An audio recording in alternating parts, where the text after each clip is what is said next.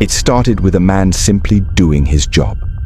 But in the unforgiving world of the prison system, nothing is ever simple. When he uncovered a hidden phone inside an inmate's cell, he had no way of knowing the storm it would unleash. That single discovery exposed a forbidden relationship between the inmate and a fellow officer, an entanglement that would ignite obsession, threats, and extreme violence.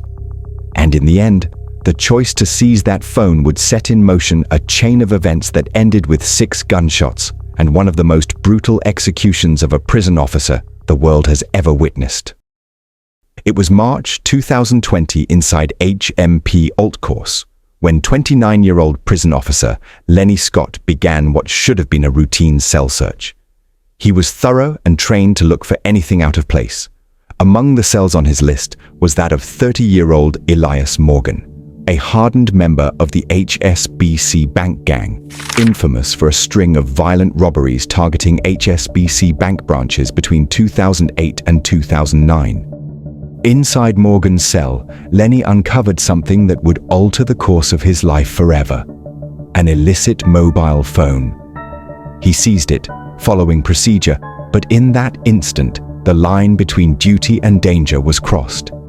Morgan begged for the device to be returned, his desperation far beyond what a contraband phone might explain. Lenny stood firm, and that's when the truth began to surface. It wasn't the phone Morgan cared about. It was what was on it. Lenny, a father of 3, didn't ignore it. He reported the attempted bribe and the threat to the proper channels. But one fact was already clear.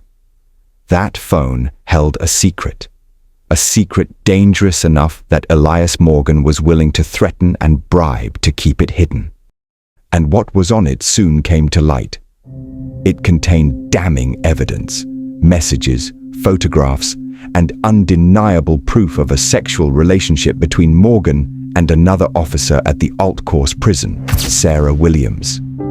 It wasn't just inappropriate, it was explicitly intimate, and its discovery threatened to expose them both. For Morgan, the thought of this secret unraveling was intolerable. His fury toward Lenny deepened into obsession. The threats became relentless, but one in particular pierced through the noise, one Lenny couldn't ignore. Morgan looked him dead in the eye and made it chillingly clear. He knew everything. Not just about Lenny, but about his family. He claimed he had people watching them. Then, to prove it wasn't an empty bluff, Morgan described Lenny's loved ones and their home in chilling, precise detail. Morgan told Lenny if he doesn't drop the phone report, the people watching his family will not go away.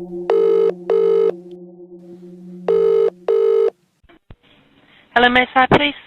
Hi, I'm an officer at HMP Altcourse. I've just been informed that there's been a car set outside my house all weekend by a prisoner, and I believe it's there at the moment. Is there anyone at home who can confirm it? Confirm which, sorry? That the car's outside. Well, they're not aware, because I don't really want to alarm them, because it's You're going to have to get someone to look out to see if there's a car. Okay, well, they're not going to sit directly outside it because it's a prisoner threatening my family. Right, okay, so what's your name, please? Lenny Scott. Is that Lenny Scott? Yeah. Lenny, what's your date of birth, love? 15th to the 10th, 1990. And who's made the threat? Elias Morgan. He's described my family and me to a T. Described my house. He said he's had them there, just ready for because it's over. I've nicked them for a phone. Ah, right. And okay. he's until I dropped that, he said to stay in there, and they're just going to constantly be around my house and. Right. Okay. Just in fear for my family's life. That's all. Okay. And has he described the vehicle at all? No, he hasn't. He said he's got lads everywhere, so he says he's described my vehicle and he's described my house and what my girlfriend and twin boys look like. Is there any way that, like, he's excuse my French, but is he chatting over this? No, I believe this is real. Yeah, it's too specific because my they're twins, but they've got different colour hair. Yeah. So it's just a bit He's got everything to a T. He knows. He's described me everything. Yeah, an iPhone he had. So, and he reckons it's going to incriminate him. So that's why he's going to these lengths. Right. When was this? That was Friday. He said he's had people sat outside all weekend. Has anyone reported anything to you, like your family, or have you noticed anyone? Recently a couple over the road, I believe they're dealing anyway, right. Has moved in, so I've just assumed any car that was there or hovering was to do with them. So he's described your house, yeah? Yeah, my vehicle.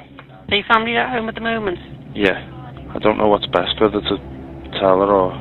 Sorry if you think I'm wasting time. No, you're really not. Yeah. So at home is it your partner or your wife? Wife. No, partner. What's her name, please? And kids, the twins, is it just the twins? Yeah. And is this your mobile? No, it's not. I've rang from the jail, sorry. Do you know what? I'd be tempted just to carry on so they don't see you going home. Is there any chance you can then get your girlfriend to meet with you? Does she drive? She doesn't drive, no. She doesn't drive? All right. No. In that case, you would have to go home, wouldn't you? You can't. Yeah. Right. Personally, it's not, I can deal with whatever, I'm fine with that, it's them. Is he from Merseyside? Yeah, I think speak. As soon as the next available car will get deployed, we'll ask them to ring you rather than have a patrol and go to your house. Yeah. Because obviously we don't know how you're going to play it with your missus, and also we don't want to alert them that you've contacted us. Okay. Thank you. All right, love. It's log 217, like I said. If you just try and bear with us on that, and we'll get the next available patrol to make contact with yourself. Thanks very much. All right. Thank you. Take care now. Appreciate it. Thank you. No worries. Bye, love. Lenny did the only thing he could. He went to the police. Yet, despite his report, the threats kept coming. Morgan's words hung over him like a shadow, but no actual move was made. Weeks stretched into months. 4 months later, police finally gained access to the iPhone seized from Morgan's cell. The device contained incriminating material and proof of Morgan's illicit relationship with prison officer Sarah Williams, messages, photographs, and explicit exchanges that exposed a web of corruption happening behind prison walls. Following the discovery, Sarah Williams was arrested on suspicion of misconduct in a public office, but the revelations didn't stop there. As investigators dug deeper, they uncovered that Sarah's involvement wasn't limited to Morgan. She had been illicitly involved with at least 2 other inmates. Williams was formally charged and swiftly dismissed from the prison service, her career and reputation destroyed. But by 2021, another blow struck. Lenny Scott, the officer who had uncovered Morgan's secret and endured months of threats, was dismissed from the prison service after a restraint incident with an unrelated inmate went wrong. Elias Morgan was freed from jail, though still on bail and awaiting trial for offenses tied to the iPhone Lenny had uncovered in his cell. But freedom did not calm him. It fueled him. Stripped of his uniform, Lenny was no longer a prison officer, yet he remained the focus of Morgan's obsession. Morgan's hatred burned hotter than ever. He wanted revenge, and he would stop at nothing to get it. It had been more than a year since Morgan's release. In that time, his watching became stalking. He knew where Lenny lived with his partner and very young children, which gyms he used, and the car he drove. The thought in Morgan's mind had calcified. This would end with Lenny dead. January became reconnaissance. Long drives past Lenny's house and the gym, timing his comings and goings, memorizing routines in the busiest windows. The gym offered opportunity, predictable hours, an expansive car park where a man could wait unseen. Morgan rehearsed the scenario in his head until it felt inevitable. Final preparations were underway, and they came at a cost. Between January and February, Morgan assembled everything he would need: an electric motorbike, a cache of false number plates, a handgun, a nondescript getaway van, and an accomplice to seal the plan. That accomplice was 29-year-old Anthony Cleary, a close friend and willing conspirator. Morgan gave him a single task: park the van, motorbike hidden inside, within striking distance of the gym in Skelmersdale, the place Morgan had identified as Lenny's most predictable training spot. With the logistics in place and the roles assigned, the point of no return had been reached. The night before the attack, Anthony Cleary loaded his flatbed with the van that hid the electric motorbike and drove toward Daybrook, an estate in Skelmersdale about 2 miles from the gym. He unloaded the van, left the bike concealed, and drove away. The next day, Morgan visited his mother and borrowed her Mercedes GLC.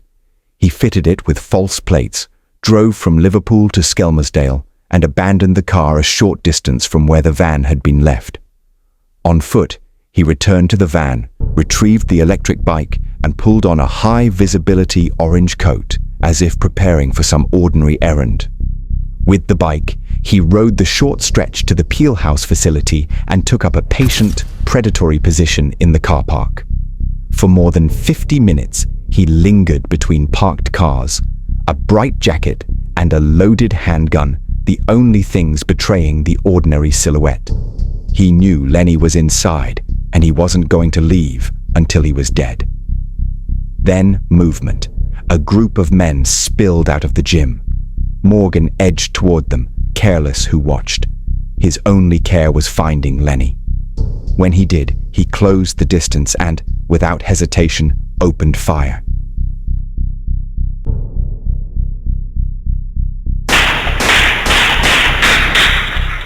Six shots, point blank. Every bullet found its mark, tearing into Lenny's head and body with ruthless precision. There was no escape, no chance of survival. Morgan stepped back calmly and mounted his getaway bike. He rode toward the waiting van. He stripped off the high-vis jacket, stowed the bike inside, and began his escape from Skelmersdale as if nothing had happened. Back at the gym, chaos erupted. Witnesses rushed to Lenny's side, desperate to save him. Sirens wailed as paramedics and police converged on the scene. But it was too late. Despite every effort, 33-year-old Lenny Scott was pronounced dead where he fell, executed in cold blood. In the aftermath of the execution, Morgan turned his focus to erasing every trace. The gun, the clothing, the motorbike, the van, gone without a trace. But one loose end remained, his mother's Mercedes, abandoned in Skelmersdale on false plates. Days later, he returned. Another set of plates went on, and he set about dismantling the SOS unit from the vehicle, convinced it could expose the car's telematics history. With that final task complete, Morgan believed his cleanup operation was watertight. He checked into the Municipal Hotel on Dale Street in Liverpool city centre, confident he had done enough to outpace the police. But investigators were already moving. A major murder inquiry had launched, and Morgan's name surfaced almost immediately. The threats against Lenny were well documented, and officers quickly marked him as their prime suspect. Digital forensics and surveillance work tied him to the Mercedes, registered to his mother, which police had been tracing following the murder. The net was tightening. Word reached Morgan that police were actively hunting him. After 2 weeks of hiding, in the early hours of the morning, he quietly descended to the hotel reception and ordered a taxi. The driver drove him 35 miles to Preston Police Station, where Morgan calmly walked inside and surrendered.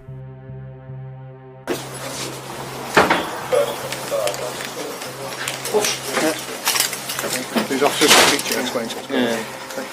Everything's on camera.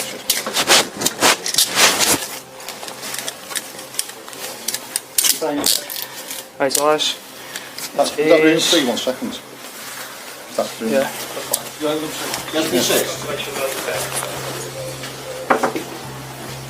want to open that room for us? Sorry, can I use this room? Yeah, go ahead. Go on, spill your ladies for us. Yeah. Elias, it's 11 o'clock, mate. You're under arrest on suspicion of murder, right? Yeah. You don't have to say anything, but in Miami defence, you don't mention one question, something which you later buy in the court. Yeah.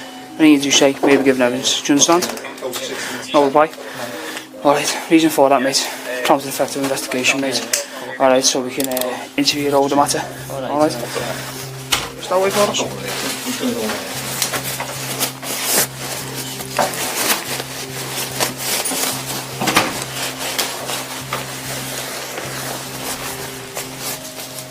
You got bills on underneath me, yeah? No, don't wear bills, though. You haven't? No. What have you got here? How much is that? No more than 250. With Morgan in custody, the investigation pressed on, and soon police confirmed what they suspected. He hadn't acted alone. His good friend, Anthony Cleary, was arrested. Morgan remained silent through a string of no-comment interviews. But when the case reached trial, his closest ally turned into his greatest liability. On the stand, Cleary cooperated fully with prosecutors. He told the jury that on the night of the murder, Morgan called him and confessed he had done someone in Skem before ordering him to get rid of his phone, blowing apart Morgan's flimsy alibi that he had been seeing a man about a dog in Liverpool at the time of the shooting. When pressed about delivering the van and motorbike to Skelmersdale, Cleary insisted he had no idea Morgan planned to kill anyone, claiming that had he known, he would never have helped. The jury believed him. Cleary was acquitted and released. Meanwhile, another figure tied to Morgan's secret had already faced justice. Former prison officer Sarah Williams, 39, admitted 3 charges of misconduct in a public office. The court heard how she had engaged in thousands of texts and calls with Morgan and other inmates, all while knowingly allowing them to keep illicit phones. She was jailed for 18 months. For Morgan, the walls were closing in. His friend had turned against him. His lover was behind bars, and the evidence was mounting. Investigators seized his mother's Mercedes and pulled the telematics data, placing him near the Peel House facility at the exact time of the killing. And though police never recovered the handgun, the motorbike, the van, or the clothing, the case against him was overwhelming. Stand up. The sentence that I am required to impose on you for this offence of murder is imprisonment for life. I am also required to fix a minimum term which you must serve before you might apply for release on licence by the parole board, which alone will determine when that may happen. Upon your release, you will remain on licence for the rest of your life and be subject to recall to custody if you breach the terms of your licence. The starting point for your minimum term must be one of 30 years because you committed this murder with a firearm. As I have already explained, the factors which make this offence more serious mean that I must increase that minimum term substantially. Had you committed this offence while the deceased was still a serving prison officer, I would have made you the subject of a whole life order. The fact that the deceased was not still a serving police officer has caused me to step back. But the minimum term must be very substantial, which I determined to be 45 years, less 452 days being the time which you've served on remand in custody. Accordingly, for this offence of murder, I sentence you to imprisonment for life with a minimum term of 43 years and 278 days. You will pay the statutory charge in the appropriate amount, which will be entered on a court record. Take him down. 2, 3, whee! 1, 2, 3.